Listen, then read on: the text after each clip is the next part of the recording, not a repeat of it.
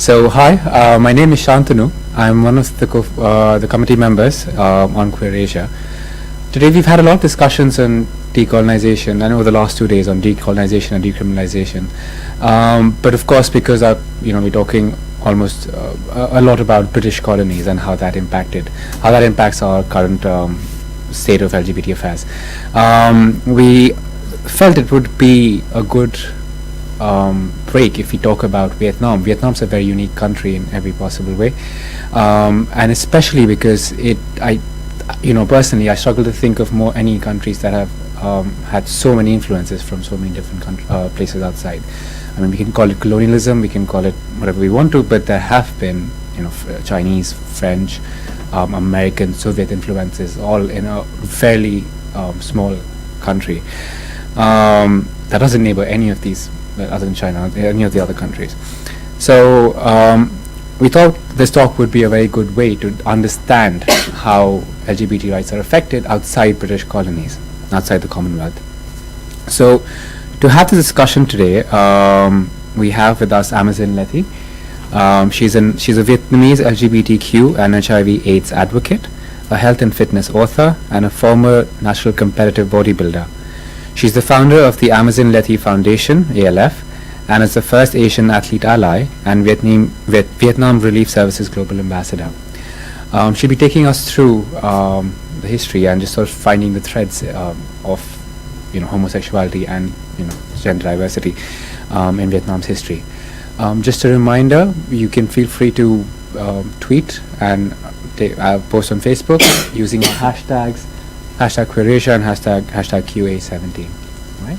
So without further ado, I'm just going to hand over the stage to Amazin. I'm going to tickle my throat. Oh no. We'll talk for about 15-20 minutes, and then we'll open the floor to questions. Right? Okay. So Vietnam is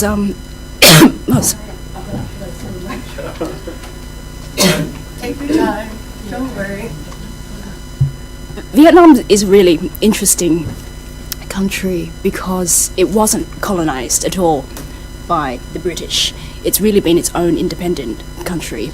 And it's always had this saying that even if you came to our country to kind of colonize it, we would fight to keep our culture.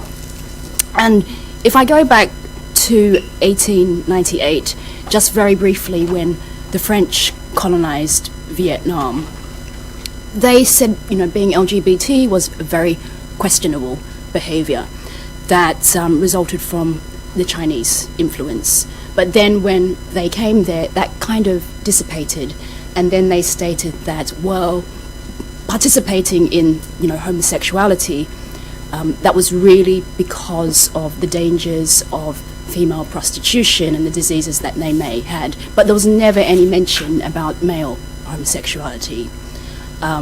And then since the French rule, then through the Vietnam War, which was one of the longest wars in history, we've always had this history of being LGBT in our community.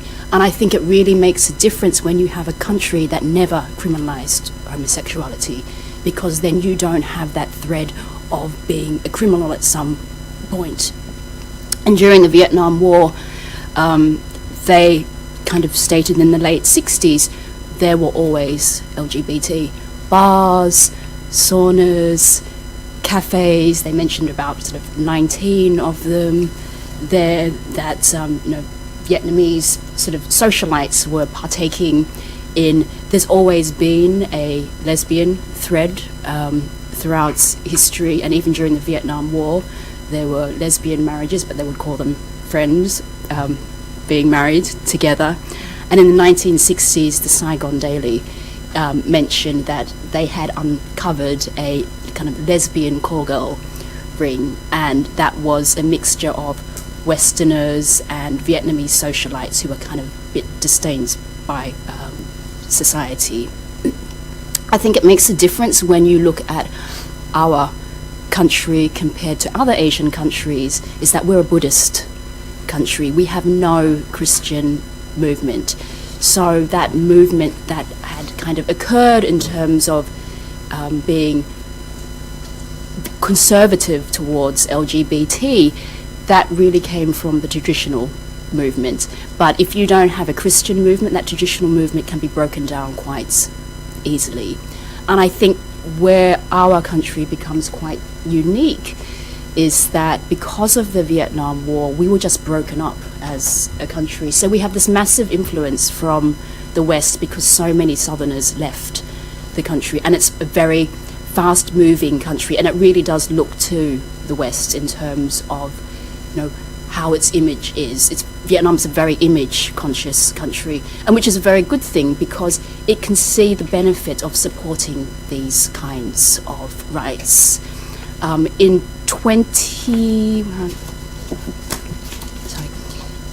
we have a Department of Social Evils within our government. I think it must be the only government that has an actual department called the Department of Social Evils. And my organisation can actually partner with the Department of Social Evils if we wanted to. So you do kind of see these partnerships in partnership with the Department of Social Evils. And you can look it up on Wikipedia, it is actually there. And so at some stage, working in advertising was a social evil, being LGBT, living with HIV, drug user, sex worker, men who had sex with men. And we stated that, Vietnam had stated in 2012 that LGBT was part of social evil.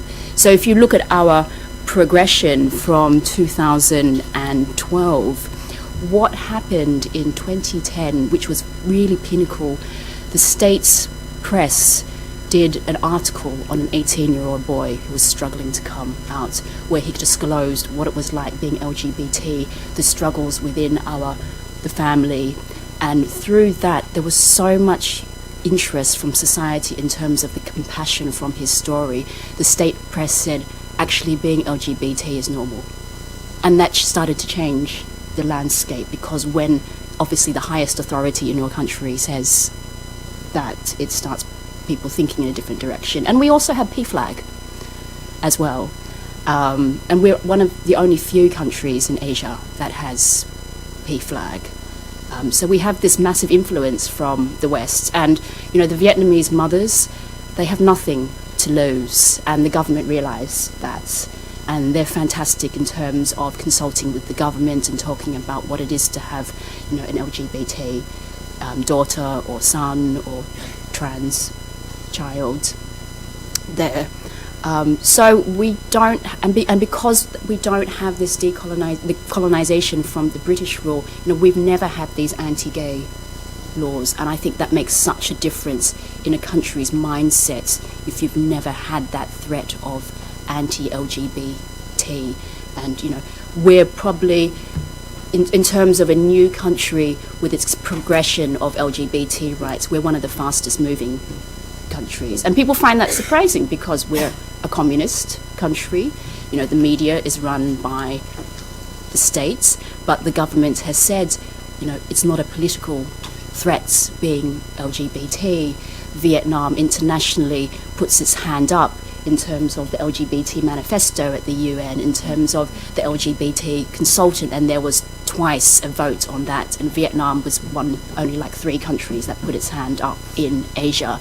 In terms of standing up internationally for LGBT rights and violence and ending discrimination, Vietnam is one of the first countries because it realises that globally this is a good thing to support these rights. We were the first country to talk about marriage equality in the government. So it's not legal in terms of legal rights, but they know that, and they've said publicly, LGBT people are getting married, we can't stop that. So we just allow it to happen, but there's no legal rights. And I believe that since Taiwan has had marriage equality, Vietnam will probably be one of the next countries, because our question was, we would be the first country. And I think for the continent of Asia, they need to look to a country that's done it before, that they can see that this is a good thing. This brings in billions of dollars for your tourism. It hasn't changed the landscape. It's actually improved the landscape. So I see that Vietnam can see that. We've had the fastest growing pride movement probably in history. In 2012, we had the first Pride in Hanoi. The next year, it jumped to 14 Prides. Last year, we had our 5th year anniversary of Pride, and I think we had nearly 40 Prides across the country. Admittedly, some of the provinces only have 20 or 30 kids, but it's 20 or 30 kids who can celebrate a Pride. And we have 58 provinces, so I believe that we will get to 58 Prides. Unlike other countries, we're a very young country in terms of its population. So we nearly have 100 million in the country. We're at nearly 96 million now. But for the most part, the population is under 30. So that changes the landscape because everyone's on Facebook, everyone has an iPhone, everyone is kind of doing their own thing, everyone knows an LGBT person. We recently had a movie that had an LGBT character. It was so popular that you couldn't get a ticket to it. And then recently there was another guy who went on YouTube and created a webinar series about being LGBT, and it had over 1 million hits. So there's this fascination in our country about being LGBT.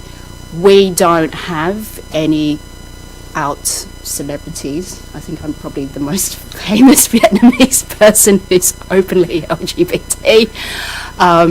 But when we had marriage equality, all the celebrities showed up with "I support LGBT," and that was such a huge thing to have someone as big as Madonna in the country to hold that sign up. So there's that fascination. And when you go to a Pride in Vietnam, you see 15-year-old kids there. So we had our first queer film festival in Hanoi, and it's run by an 18-year-old boy. And it's like, in the West, I don't know any 18-year-olds that are up and running queer film festivals and then getting all the embassies involved. It's a lot like that. And and what's fantastic is, for the most part, lesbians are running the movement. It was a lesbian that started gay prides, Viet prides in Vietnam, and she was in her early 20s, and she was able to round up all the embassies, all the consulates, and she realized that it's not just about having a gay pride, it's about getting the community involved, it's about getting the international community involved as well. So that's kind of like a backstory of being LGBT in Vietnam.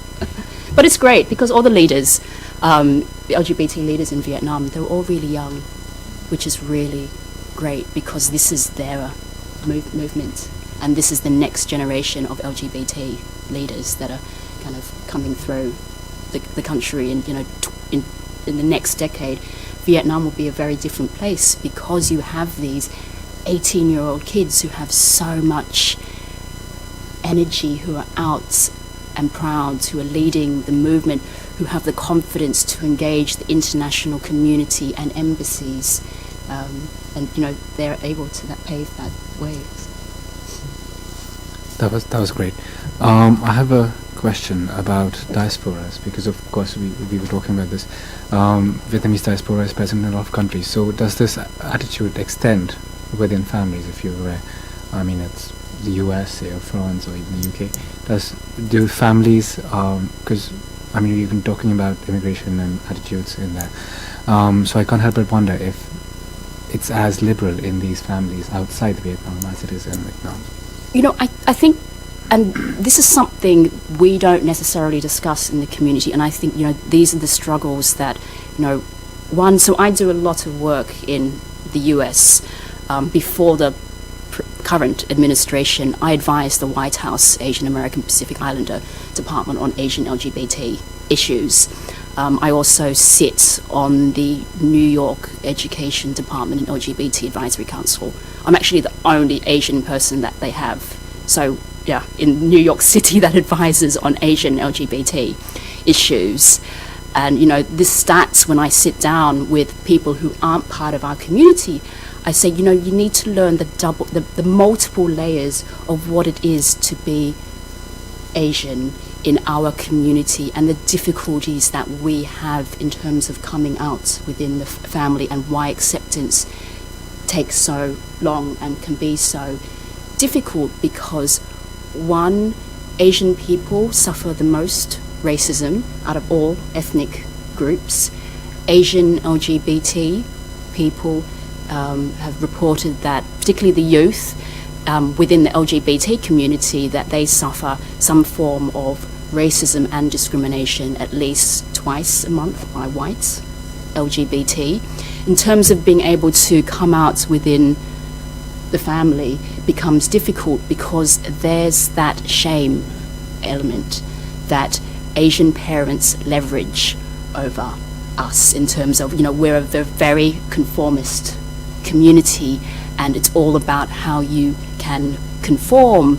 And, for many of our countries, and even Vietnam at some point, and obviously China, having that one-child policy, and the fact that as an Asian person, I live in the West and I have my Western life, but I also have my Eastern life, and I could be two different people, and at some point I have to be two different people, because I can be out here, and then when I go back to my family in Vietnam or wherever part of Asia that you're from, I have to be somewhere else. So there's that hiding that you have to do, and also that intersection between our sexuality and our cultural identity, because LGBT is a very Western ideology. For most part within the Asian community, we maybe fit more comfortably in queer, because queer is something in between and it has some sense of fluidity for us. And also coming out is a very Western ideology. For an Asian person, as soon as we're born, it's all about coming home. What are you going to do for the family? What job are you going to get? Your end goal, how are you going to support the family? I hope you get married, because then you'll have children, and then your children will support us.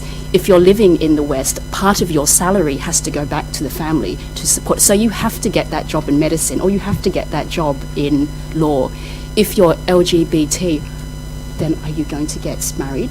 And it's all about circling back then about your parents, and your parents in terms of what they can say to their community and the reputation that they have. So those struggles become very difficult. And then if you're an asylum seeker or refugee, your family's like, well, I worked really hard and I sent you all the way to London. There's no way that you're going to come out on top of that. Or I'm working really hard in Asia for you, I'm paying for your studies in London, you can't be anything else but the person that I had envisioned for you. Within the Vietnamese community, and I think this for the most part for all Asian communities, that parents feel a massive sense of disappointment in terms of being gay or lesbian, because they can't see that fast track to marriage or children. What I've found being transgender in the Asian community is interesting, because then you can suddenly become head of the household, because you can fit somewhat into heterosexual life a little bit more, because you have the transgender pageants. Then you could probably find a nice Western man who will take care of you. He will give you money that will then help your family. Then you become the head of the family. You're not going to bite the hand that feeds you. So I meet quite a few transgender women in Vietnam that have never been kicked out of home.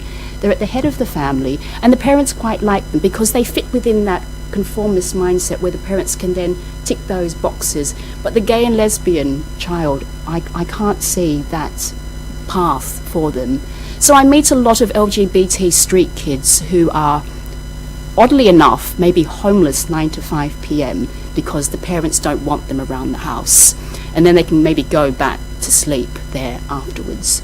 Or because that connection is so strong within the family unit, even if they've been kicked out of home, the small amount of money that they earn, they still send it back to their parents. And Westerners can't understand that concept because their family unit isn't as closely knit as ours. It's very typical in the Asian family unit that, you will still be living at home, your grandparents, your other siblings, so you may have 10 family members and multiple generations within the family unit. So there's that expectation of you as well.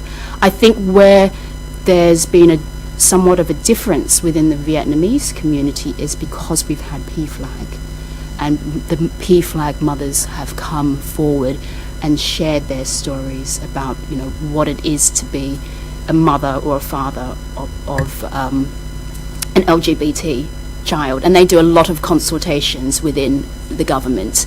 But that still doesn't mean that being LGBT on the ground isn't still dangerous in terms of the violence and discrimination, because it's such a conformist society being locked in the Asian community. At some point you have to break away, and usually at that point is at college or university, and then you're going to pick on that person who is different from you, and it's usually the LGBT kid.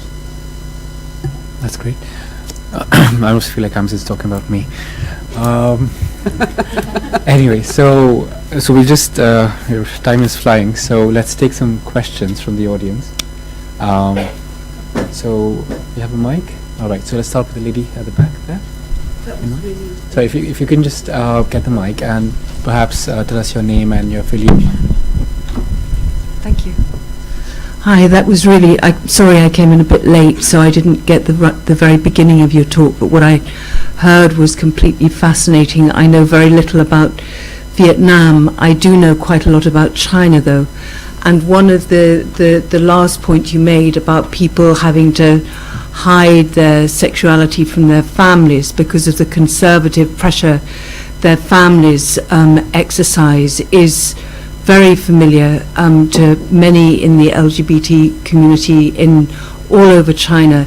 And one of the effects of that has been that it's been very powerfully demonstrated in a film by the LGBT activist He Xiaopei, who is going to be screening another film here, in fact, on Monday. One of the effects of that has been to push lesbian women and gay men into what they call contractual marriages. Oh yes, it's very big. Is this in Vietnam, same in Vietnam? Absolutely. Yeah. I mean, it's very. I mean, if I set up that kind of business, which obviously I wouldn't, I could make a lot of money. And they would then. It's like a wedding, a fake wedding planner. So then they will round up all the community, and either you marry your friend or they will find someone for you, and then you have this fake marriage. I mean, in China, they state at least 20 million gay men are married to women. I mean, in the US, suicide is second to cancer because we have such a high suicide rate in the Asian community because of the pressures that we have of doing well at school, being the most studious, being who we should be to our parents, and then on top of that, that layer of being LGBT but not being able to be who we are. Thank you. Yeah, thank you. Please.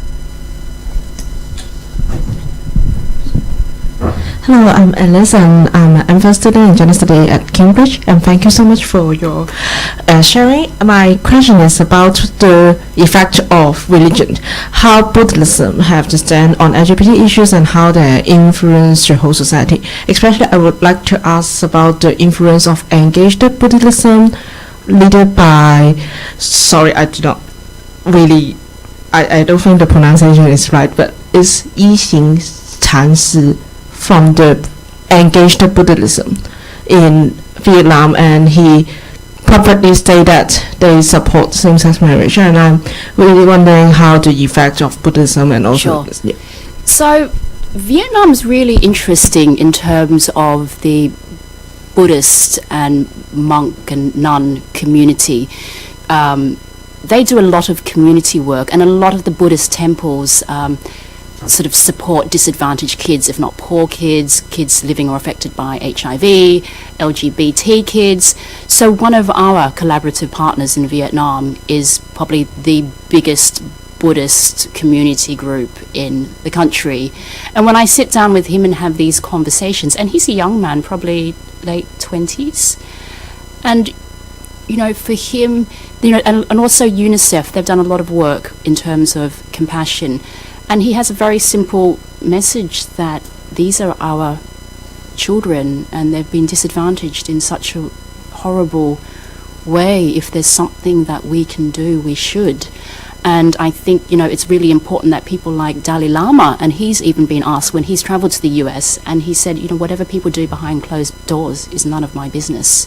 So when you have these leaders within the community saying those things to you, and then when you have a society where the Buddhist monks and the nuns are so engaged within the community, it really makes a difference. And the community in Vietnam, they know that if they want to have a safe haven or go somewhere safe, they go to the Buddhist temple and they sit with the Buddhists there. So it's just been very ingrained within our community. And I mean, this is kind of off the topic, but it kind of sheds light on it. So obviously we all know about the Southeast Asia, China conflict between China and Vietnam.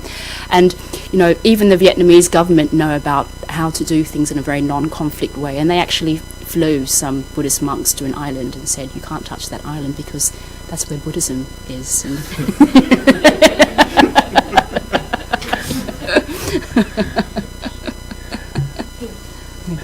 Any other questions? Thanks very much. Thank you for your really insightful discussion. My name is Chao Bang. I'm a writer and blogger. This slightly relates to the previous question, but I'm particularly interested in the historical dimensions of queer issues in Vietnam. Are there any more examples you might be able to give of traditional, say, values or ways of thinking around sexual diversity, gender diversity, both positive and negative, perhaps? I think, in terms, when we started to talk about marriage equality in the country, I think because we have such a Western influence, it's really changed our perspective in how we see things. And, that comes through our history as well of going through the Vietnam War. And if anyone has ever here has been to Vietnam, you go to Saigon and you see like McDonald's, Prada, Gucci, Starbucks everywhere. It's like going into a modern city. And, when they started talking about marriage equality, it really was the traditional movement that marriage is between a man and a woman. But the LGBT community were able to debunk that very quickly by saying, but shouldn't everyone be happy? Isn't it just about love and peace and people's happiness? And the government looked at that and thought, yeah, actually, everyone should, yes. They couldn't argue that.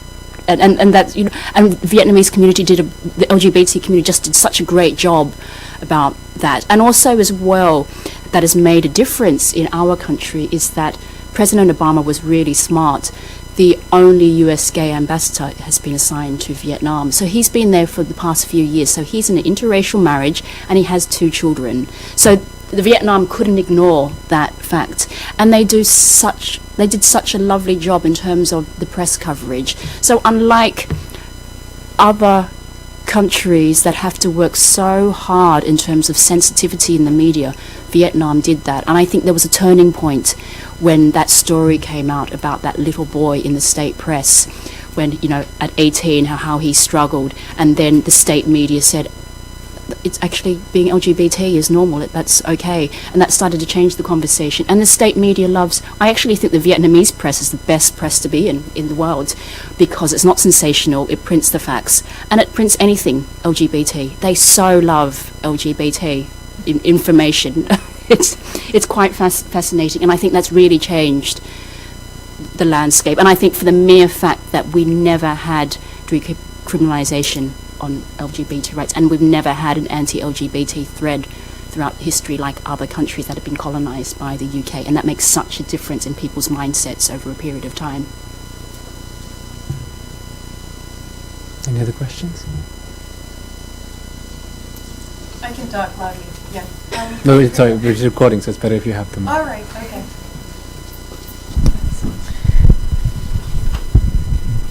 Thank you. So I'm a research officer in Kent and also a trans center in China, and I was just wanting to, you talked a lot about the positive side of being a queer person in Vietnam. To you or in your understanding, what are the biggest difficulties?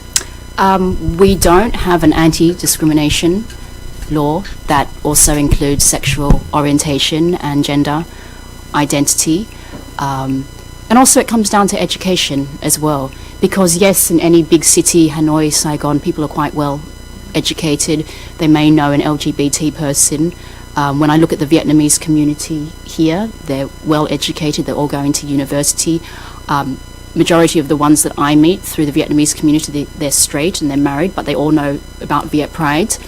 And, you know, they partnered with or Viet Pro have partnered with my organization. They don't think anything of being LGBT. I think the biggest difficulty also, there's tremendous amount of violence and bullying, particularly within the school system, and that, you know, comes down to obviously the conformism and the pressure that kids are under, and obviously you always pick on that sort of littlest kid. So there's obviously more education around that. And I kind of also, you know, for the most part, some people, you know, particularly when you go out to the rural areas, they don't know what even LGBT stands for. So that becomes very difficult as well. So the work that I do in the country, so in July we're launching the first program of its kind that brings together LGBT youth and kids living or affected by HIV. We were the first organisation since 2015 to give out educational scholarships to homeless LGBT youth. So we do a lot of work on the ground to get companies involved, because companies have a lot of power in Vietnam. So, you know, if a well-known company backs the work that we're doing, then we can start educating their staff and they can start being a poster for the community. It really, I think, like any community, it really comes down to education and understanding. I mean, I do think the needle has really has shifted within the Vietnamese community, but it's still a conservative country, probably maybe not as conservative as other countries, but, you know, there's that expectation that at a certain age you should be married. If a man isn't married but a certain age, they actually make the assumption that he might be gay. If a woman isn't married at a certain age, there's something wrong with her at maybe because she's still single. And, you know, I mean, sometimes I see it myself when people look at my fingers and they don't see a ring on my finger. I'm still waiting for that person.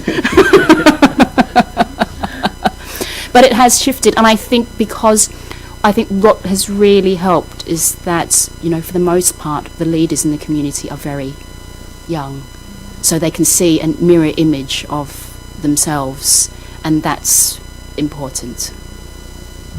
Yeah, I hope that answered your question. All right, sorry, so we're all out of time.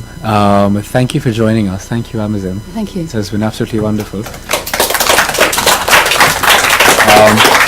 Continuing Queer Glossia is going to be Tessa talking to Chen here about the indigenization of the Vagina Monologues for contemporary China. Thank you very much.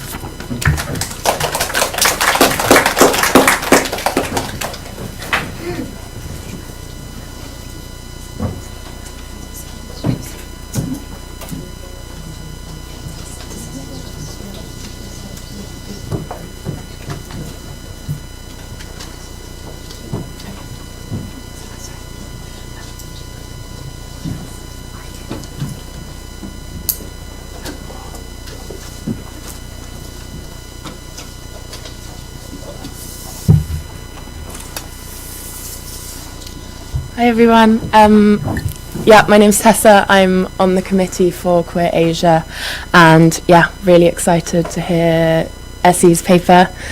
So Essie who is on your program as Chen, is a student of Tsinghua University and the University of Oxford, and is a research assistant at the University of Chicago and Harvard University. The paper that she'll be presenting is titled Queering, Reframing and Demystifying Gender and Sexuality, the Indigenization of Eve Ensler's The Vagina Monologues for Contemporary China. We're especially looking forward to hearing this because we recently put on a screening of activist and filmmaker Fan Popo's documentary about called The Vagina Monologues, which was about the sort of various interpretations of Eve Ensler's play. So, yeah, Yao Chen.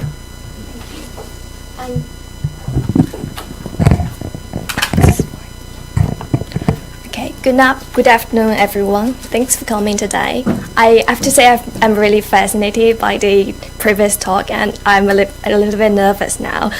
I hope my presentation wouldn't be that boring, because it's like a little bit more academic. So today I will use the indigenization of Eve Ensler's The Vagina Monologues as a lens to examine the problems of globalization and localization of feminism in China. In particular, I will focus on the complexities of feminist discourse and activism in China. First, I will trace the history of this play and its localization into contemporary China and my reflection on it.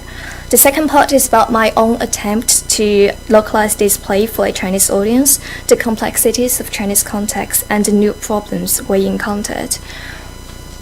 The conflict between globalization and localization has always been looming in the global feminist discourse. If Ensler's The Vagina Monologues has been massively performed around the world every year and celebrated as a feminist Bible, as many post-colonial and transnational feminists have pointed out, however, the way this play is used globally is deeply embedded in American neo-colonial rhetoric, which claims an exclusive US-based feminist epistemology, like we are going to save the world, we're going to save all the women in the world.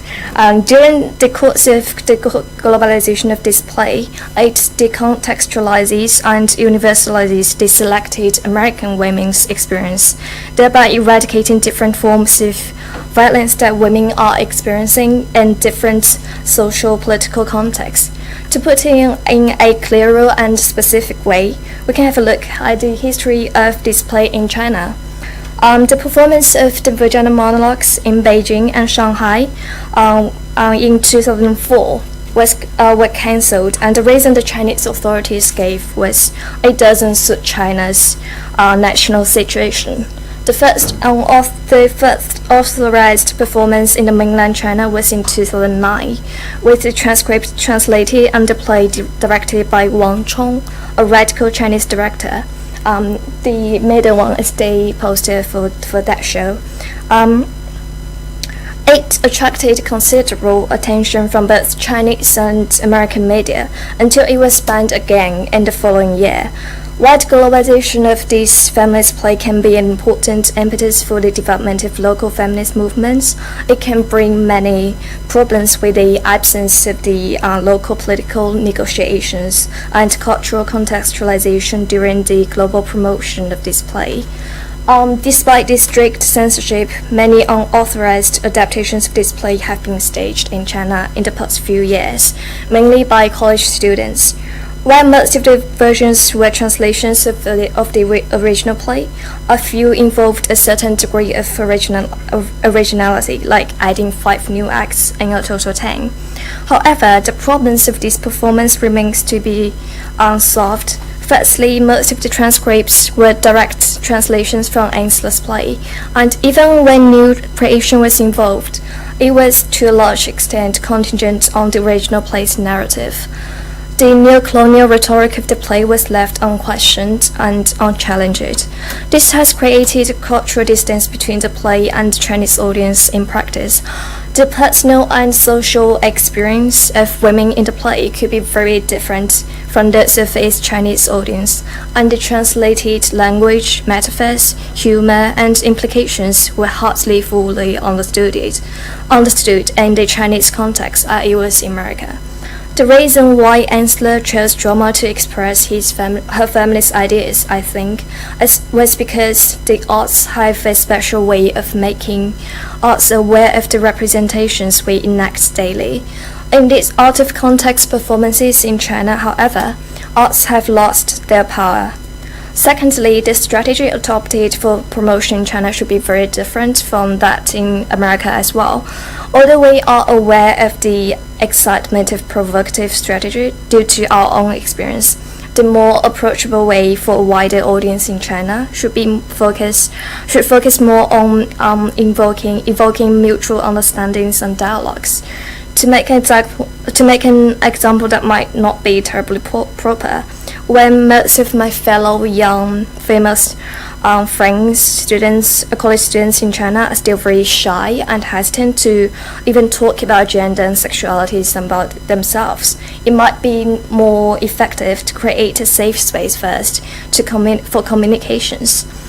So based on this, what I sought for my activist project, Vagina Project, in Chinese is 道说计划, and 道 can means it's in the word for vagina, but it also means to speak, to say, and it can also mean like theories like Taoism and short is speak. So this project was to help Chinese women to speak for themselves. This localization approach, however, proved to be extremely difficult due to the dominance of the cultural monologue. It's not dialogue, it's monologue. So far, I've discussed the problems of applying the vagina monologues directly to a local context from both the theoretical perspective and the specific Chinese examples. Based on the recognition of these problems, a different strategy was adopted when I initiated a feminist art project with two talented feminist friends, Tali Gerler and Na Yingyang, who is also here today. The idea of translating and adapting Ensler's original play was soon abandoned after we received the Way-Day movement manager's response saying the text must be performed as exactly as written. Therefore, we initiated a non-profit feminist art project called Vagina Project in March of 2016. And the major part of this project was the creation and performance of a feminist play for a Chinese audience. But it also included like some exhibitions, talks, debating, that kind of thing. Tali and Nayin worked as producers collaboratively. I played the role of playwright, and roughly 100 members and volunteers were involved in the whole process. After an introduction of our project and an open call for storytellers on WeChat and the Chinese equivalent of Facebook or Twitter, 60 Chinese women who had different backgrounds and experiences agreed to tell their stories. During each interview, I asked a few questions concerning body, gender, sex, sexuality, self-identity, and so on. And most of the time, it was more like a chat between intimate friends, which is like most Chinese people would like. And these interviewees had very different experiences and stories, opinions, feelings, and personalities. Some of them were rather open. They taught themselves sexual knowledge, explored their bodies and identities, and tried to chase every opportunity to learn about themselves. Also, most interviewees told me how shameful they were about body and sex, their identities as women or not biologically women, some transgender women, and the passiveness they felt in relationships. Instead of saying vagina, they tended to call it there. Out of my expectation, many interviewees told me that speaking out their feelings and stories was itself a great relief to them, as most of the stories had never been given the chance to be voiced and discussed.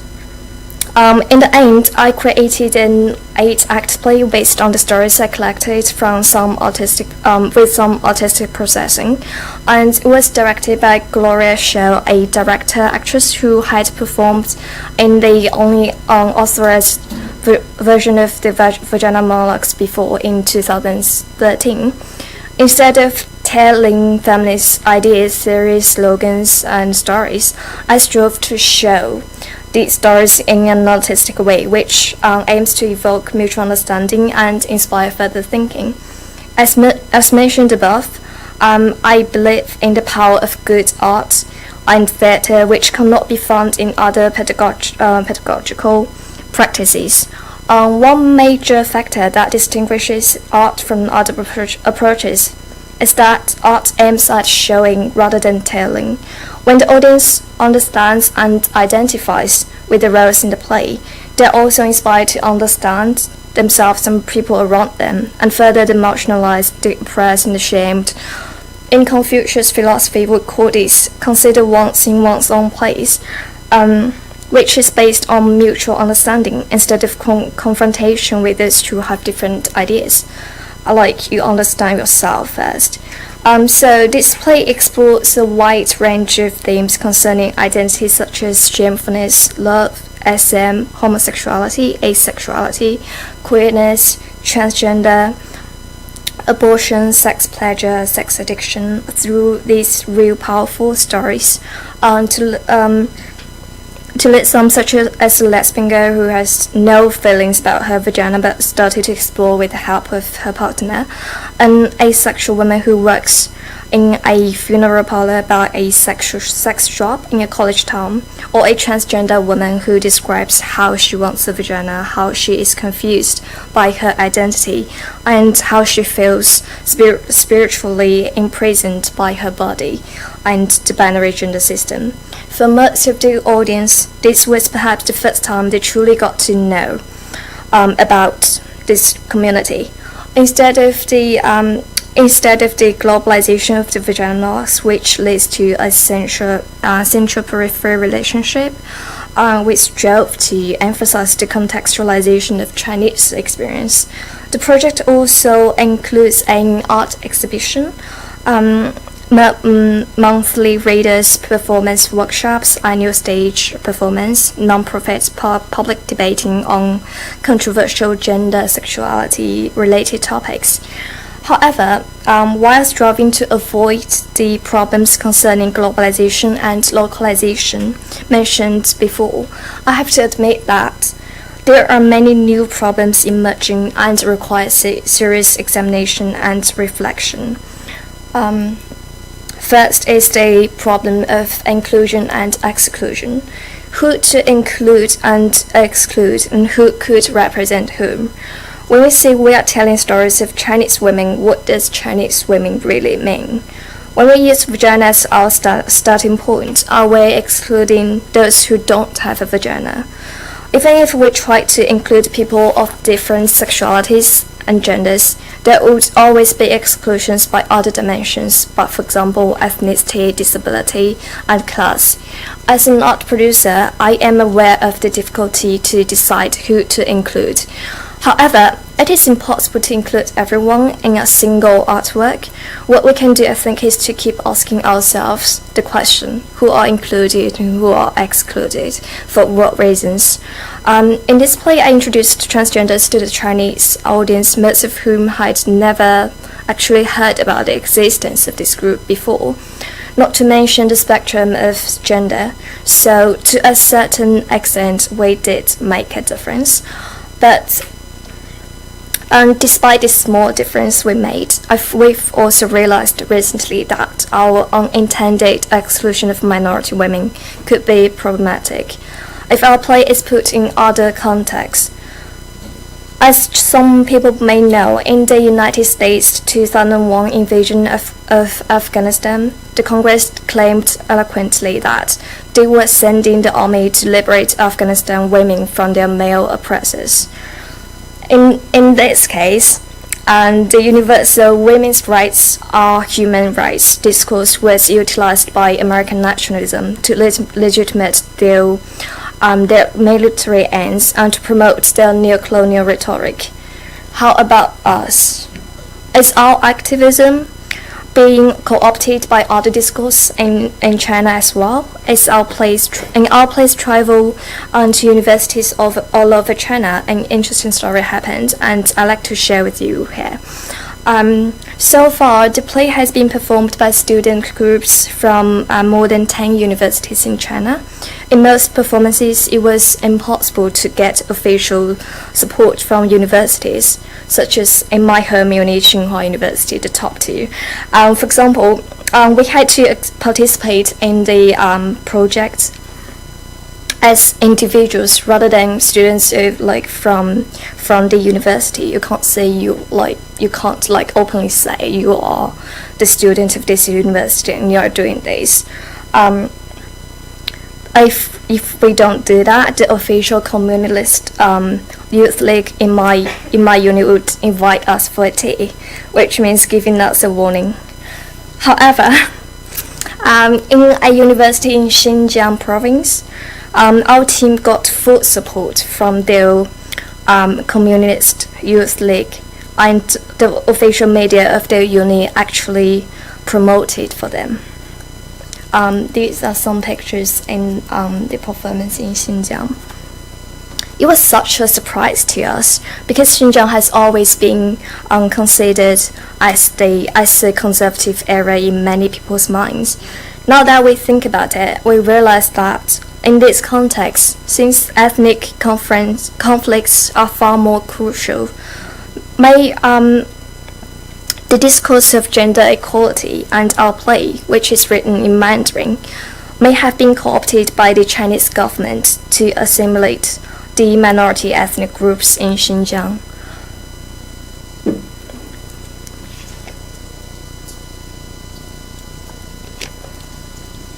This is one of the political risks we have to face. We have to be aware for the possibilities that our activism may be taken out of the context and used for other purposes.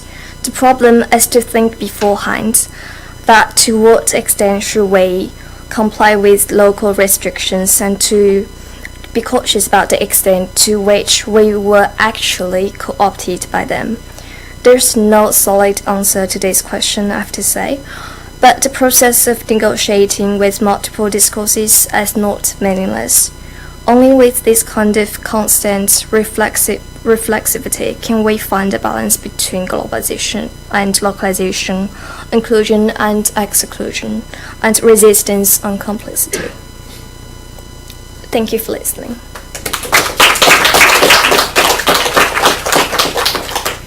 Thank you. Yeah, thank you so much.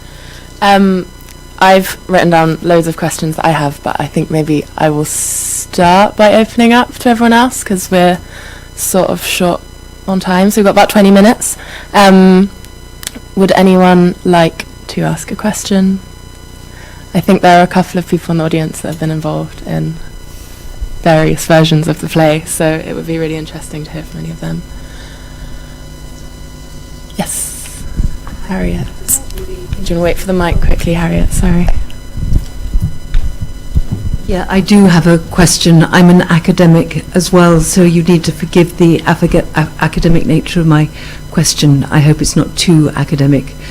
But what you're describing is kind of, I mean, the Vagina Monologues have gone on in China, all over China, for more than a decade. I mean, they've taken on the work that you do is clearly fabulous, and they've sort of taken the whole notion of the Vagina Monologues in China has taken on a dynamic that it simply didn't have or does no longer have in the West, neither in the US nor in Europe as far as I know. And what you describe in the, you describe the women and the various kind of people you got together to tell their stories. I mean, you tell an experience that, I'm very old, and that reminds me of the consciousness raising of second wave feminism, when women were of all sorts of sexualities and denominations were encouraged to share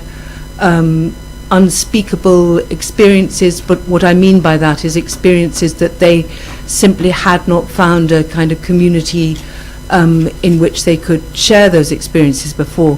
And so I don't really have a question, but it's a comment. I mean, what you're describing is, something that originates in the West, being translated in diverse ways and in many, many differently kind of layered ways in China, and taking on a life of its own and becoming, in a sense, part of a new, could one say, kind of feminist, trans, LGBT movement in China that, that survives on its own dynamic, and that really now has absolutely nothing to do with the, what you describe as the kind of neo-colonial pressures from the West. I mean, I don't know whether my comments make any sense to you, but that's what seemed to kind of come across to me.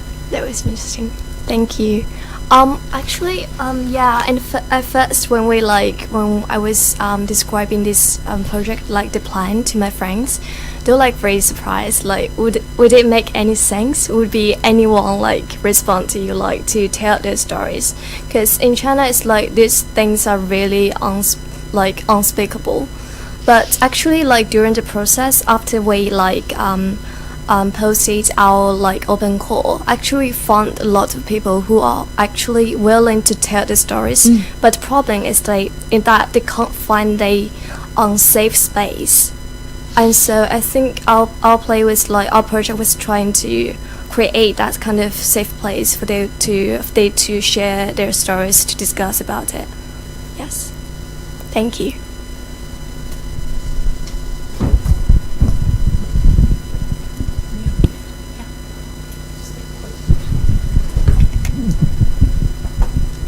Hi. So just a quick question. How do you think your work talks to the doctoral research of LeThi, Zhang Yuping, who's now who does her thesis is on the localization of vagina monologues in China? How does it, what's the differences and how does it? Can you say the name again? Sure. Her, the name in feminist group is LeThi. Zhang LeThi. Yeah. But her like real name is Zhang Yuping, the jade for Yu, and then yes. Okay. Yeah, because this the work that you do looks quite similar, but I think her work is in Mandarin and yours is in English. Okay. Well. Do you know the name of the project or the play? Like, I'm pretty sure if you Google her, or like Baidu we can her. talk about this later. I'm really sorry for my limited knowledge. Oh well.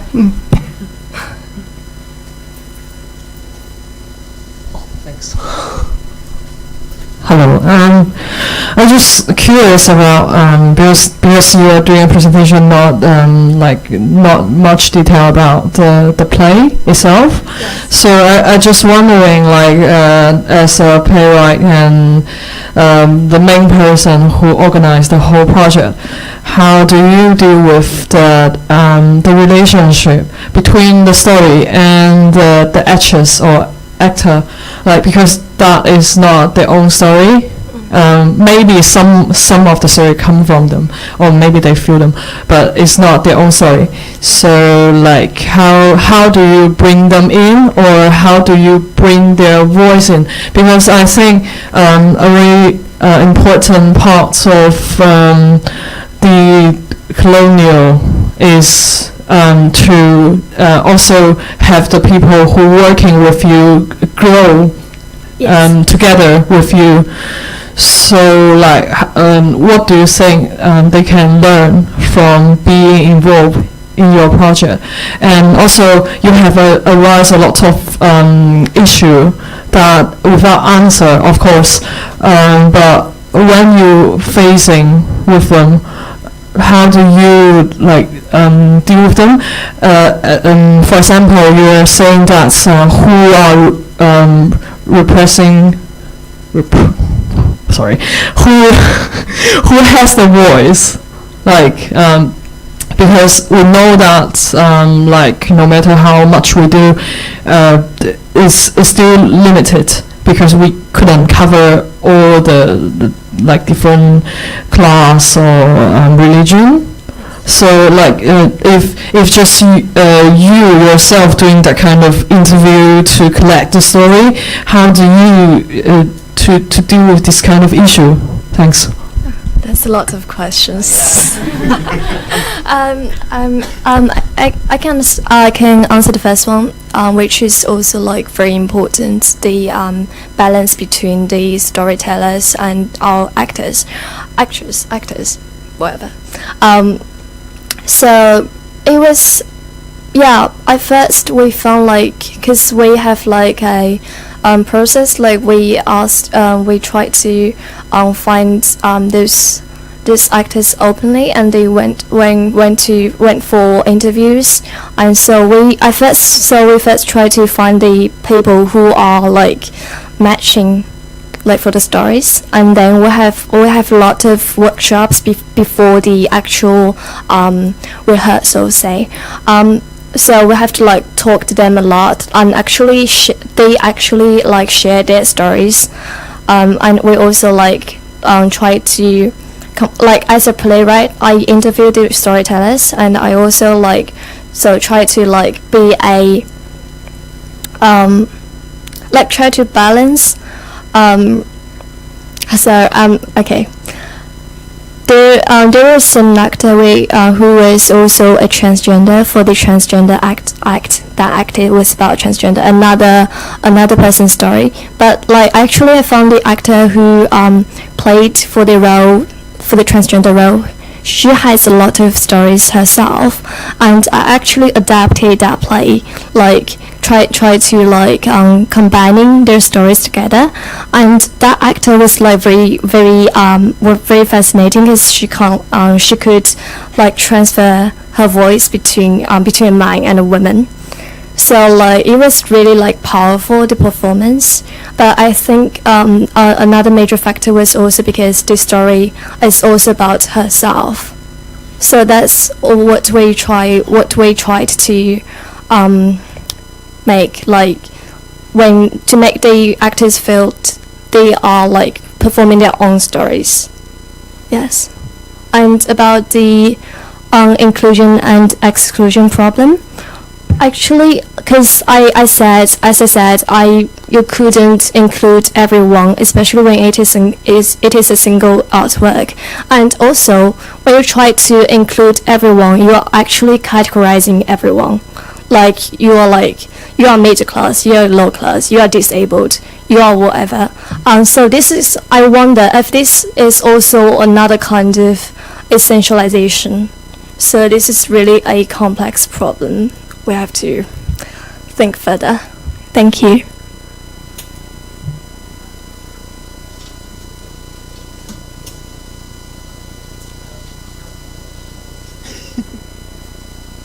Yeah. So because you talked about this idea of safe space and students getting involved in an amazing project like this, my question was, how do these students meet up? Do you have like in the British system, those society like LGBTQ society, or do you have how do these people gather together and are able to talk about their issues and just a community within the university itself? Actually, most of the activities were not in the university itself. We were trying to make we are like a social organization, a project, instead of some like campus student movement or something.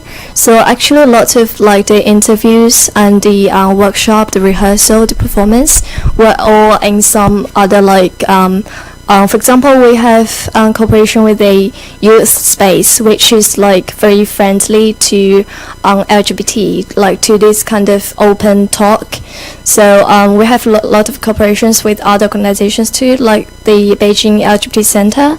So this kind of cooperation is also very important, to find related support.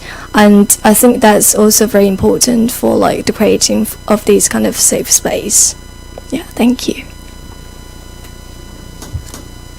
I wanted to ask if, so I know some of the earlier versions of the play had sort of communication with Ai Xiaoming, who was the first one to translate Eve Ensler's play, right? Yes. So Ai Xiaoming is feminist pioneer, and one of them, and a filmmaker. Mm-hmm. And I was wondering if she knows about your project and if you've had any communication with her or anything, what she thinks about it. So I read an article where she said that mm-hmm. the vagina, Eve Ensler's version definitely was it was foreign women's mm-hmm. issues, and it was very hard to kind of bring it into China. And yes. Yeah. Well, the question whether she knows, because I'm not an actual friend of her. I don't really know her personally. I imagine if she uses WeChat often a lot and like knows those people in the LGBT circle, because it's really a small circle, like the LGBT center, like those people. So I imagine she would know. But yeah. He hasn't said anything. Any other questions? Comments? Okay. Fine as well. Reminds okay. Because prior to the panel, they asked me to make introduction. So, I'm very inspired by the part of Xinjiang.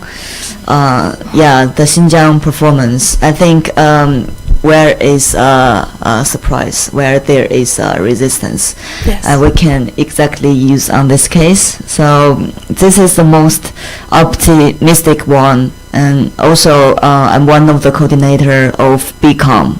BCOM, just like in your the poster. In your presentation, we have our drama show is Our Vagina, Our Selves, also based on the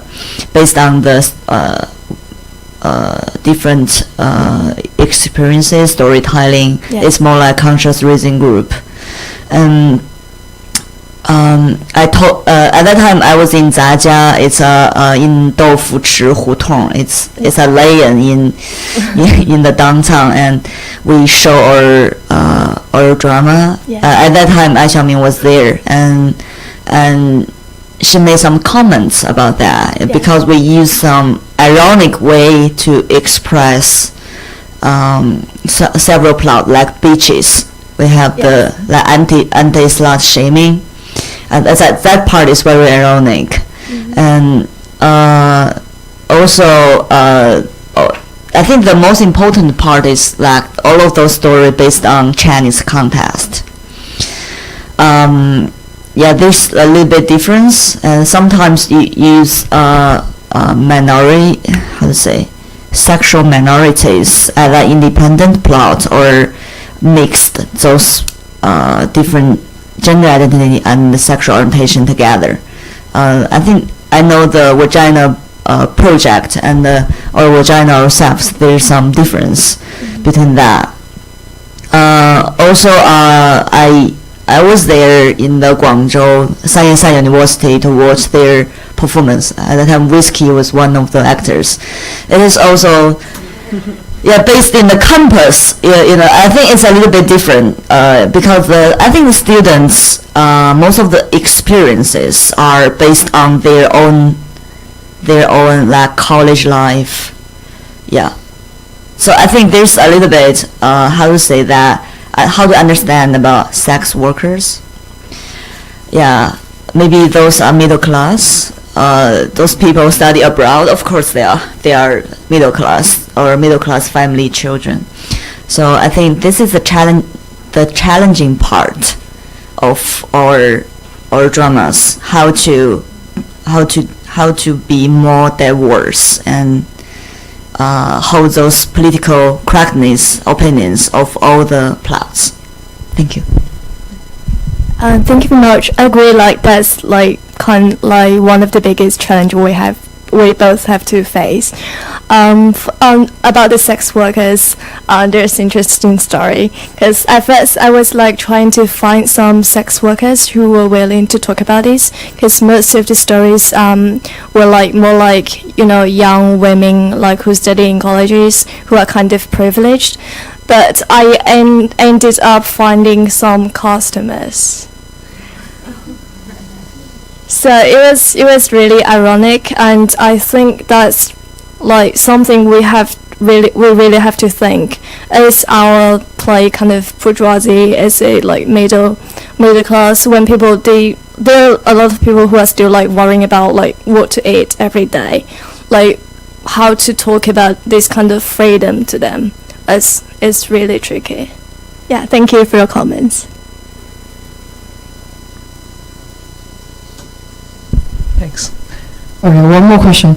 Because I think to work with the contemporary China context, we have to face like on one hand, we have kind of like activism education towards the people you're working with. because we're not on the same level in the beginning, but we are growing together. And on the other hand, you have to face that kind of censorship or the repression from the party, or the, like, you don't know who are they, but they are watching. So I do feel like very curious about like your strategy of like let them to notice like where are they, or like they have like kind of potential risk. And also because I think as far as I know, like from your presentation, I think much more about like kind of like self-exploring, and also kind of like storytelling. So how do you go further, like after that kind of personal experience? But of course the personal experience is kind of reflect to something which is much more bigger, but you have to express that kind of critical thinking in terms of not just from the level of the personal, also upwards, you like the criticism towards the whole system, or the kind of the violence from the whole system. So how do you deal with this? There are two questions, right? I think for the first part, there were like indeed a few times I was worried about like if we were going to have a tea with some like official people or something, but it was I think we were like kind of strategically trying to find the gray space between the censorship and also like those ordinary people's life. I think the most important thing is it is art. It is that it is very different from like just going to the street and like to go to the government and just say we want a same-sex marriage or something. So I think the artistic strategy is very important, especially in this kind of Chinese context when people were not that into the provocative ways, and because the reason yes. The reason why I ask you this question is about like because I'm in the Guangzhou. Yes. So you know Aishami is from Sun University. Yes. So we are like kind of celebrating the 10th anniversary of the first show in China, and then create a totally original version of ourselves.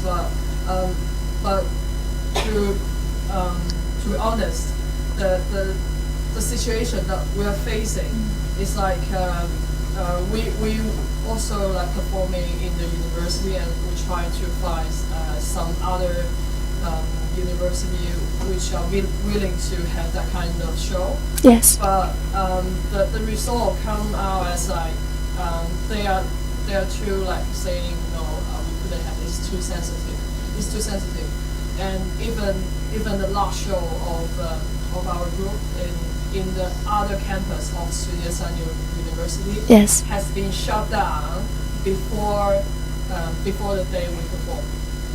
So like yeah. So I just curious, how do you like do you have any that kind of pressure?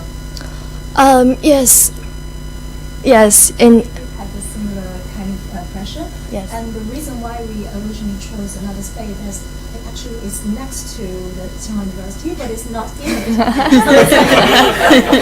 It's in Wudao, which is close to both Tsinghua University and Peking University, and we already know that Tsinghua University will never, in the next 10 years maybe, wouldn't agree that we do it in our campus. Yeah, so the Xinjiang case is really impressive. Move it out. And we don't say we're Tsinghua University students, we just say, okay, we're doing this. Yeah. So make it another...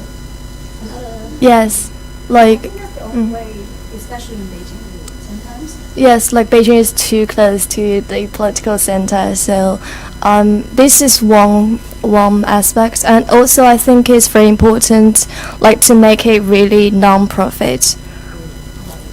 Yes, like because like where did you get the money? It is really important. Like you can't get money from like foreign countries, which is really sensitive, and you can't get like I think it's better to not get commercial support, because yes. For example, like Durex was trying to like sponsor us, and we were like, no, this is not going to happen.